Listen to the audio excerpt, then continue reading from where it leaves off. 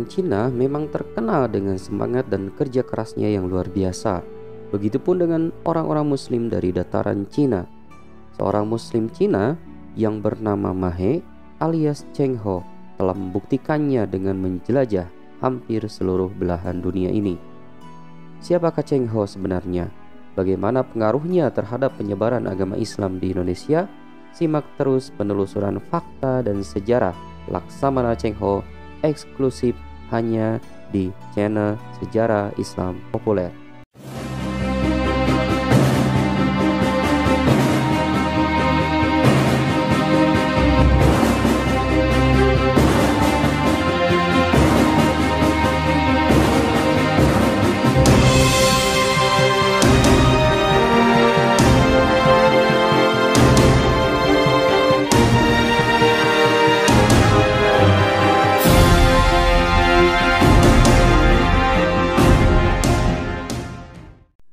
Bagi kalian yang belum subscribe, silahkan subscribe terlebih dahulu channel Sejarah Islam Populer dan jangan lupa pula nyalakan notifikasinya untuk mendapatkan update terbaru dan seru dari kami. Jangan lupa like dan share juga agar manfaat dan jariahnya terus mengalir. Laksamana Cheng Ho adalah seorang penjelajah terkenal dari Cina yang mengembara antara tahun 1405 sampai dengan 1433. Selama kurang lebih 28 tahun, ia pernah melakukan ekspedisi ke berbagai negeri di Afrika dan Asia, termasuk ke Indonesia. Saat itu, armadanya terdiri dari 307 kapal yang membawa sekitar 27.000 pelaut. Bahkan hingga saat ini, belum ada yang dapat melebihi armada yang dimiliki Laksamana Cheng Ho. Namanya pun tidak asing di Indonesia karena diyakini turut menyebarkan agama Islam di Nusantara.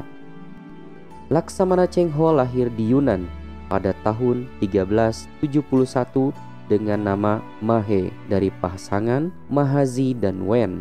Ia adalah keturunan suku Hui, suku minoritas di Cina yang mayoritas beragama Islam. Ketika usia 12 tahun, Yunan direbut oleh dinasti Ming. Dan para pemudanya banyak yang ditawan untuk dikebiri, kemudian dijadikan abdi Pangeran Zudi.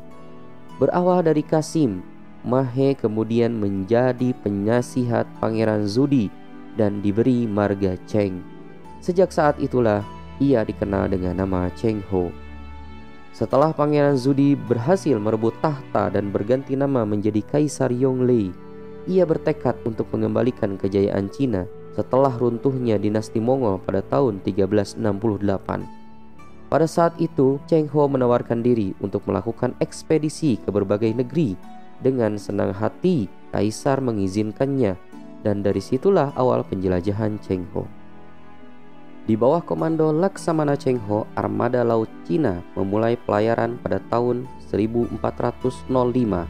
Pelayaran pertamanya mampu mencapai wilayah Asia Tenggara, yaitu Semenanjung Malaya, Sumatera, dan Jawa. Laksamana Cheng Ho kemudian menjalankan ekspedisi kedua antara tahun 1407 sampai 1409 dan ekspedisi ketiga pada tahun 1409 sampai 1411. Dari 3 ekspedisi yang dilakukan, Laksamana Cheng Ho telah menjelajah sampai di daerah India dan Sri Lanka. Antara tahun 1413 sampai 1415, pelayaran Laksamana Cheng Ho semakin jauh, yaitu mencapai daerah Aden, Teluk Persia, bahkan sampai Afrika Timur. Jalur ini kembali ia lewati saat menjalani ekspedisi kelima sekitar tahun 1417 sampai dengan 1419 dan ekspedisi keenam pada tahun 1421 sampai 1422. Pada pelayarannya yang terakhir antara tahun 1431 sampai dengan 1433, Laksamana Cheng Ho berhasil mencapai Laut Merah.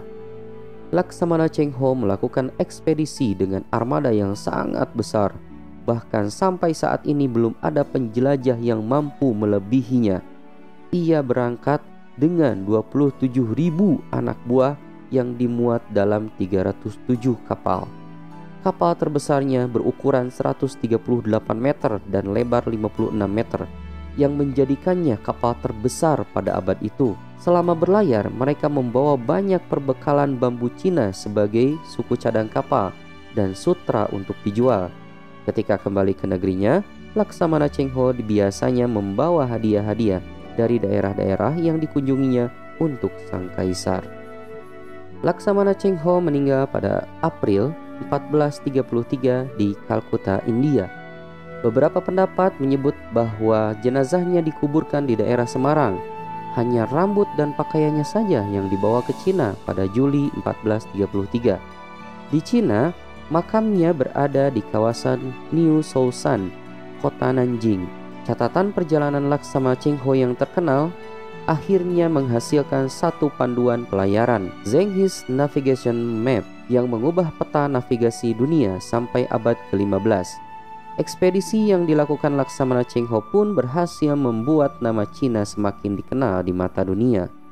Selama 7 kali ekspedisinya, Laksamana Cheng Ho selalu mengunjungi Indonesia. Salah satu buktinya adalah ketika ia berkunjung ke Samudra Pasai dan memberikan lonceng Cakradonia kepada Sultan Aceh yang kini masih tersimpan di Museum Banda Aceh. Pada tahun 1415, Laksamana Cheng Ho juga berlabuh di Muara Jati, Cirebon, dan menghadiahi beberapa barang khas Tiongkok kepada Sultan Cirebon. Salah satu pemberiannya adalah piring bertuliskan ayat kursi yang masih tersimpan di Keraton Kasepuhan Cirebon. Bukti lain adalah kelenteng Sampokong serta patung yang disebut Mbah Ledakar Juragan Dampo Awang Sampokong. Misi utama ekspedisi Cheng Ho adalah untuk menjalin persahabatan dengan negara-negara lain serta menunjukkan supremasi politik negerinya. Namun selain itu, beberapa sejarawan menyebutkan bahwa Laksamana Cheng Ho juga memiliki agenda pribadi atau agenda sendiri, yaitu untuk menyebarkan agama Islam. Di Indonesia, pengaruhnya dalam penyebaran agama Islam pun dapat dilihat dari Masjid Cheng Ho yang ada di daerah Surabaya, di daerah Palembang, Malang, dan beberapa daerah lainnya. Demikian fakta dan sejarah yang kita bahas hari ini. Jangan lupa tulis di kolom komentar sejarah dan fakta apa lagi yang ingin kalian dengarkan. Tapi ingat, mari kita berkomentar dengan sopan sebagai bagian dari pendidikan akhlak mulia di negeri yang kita cintai ini. Saya undur diri. Assalamualaikum warahmatullahi wabarakatuh.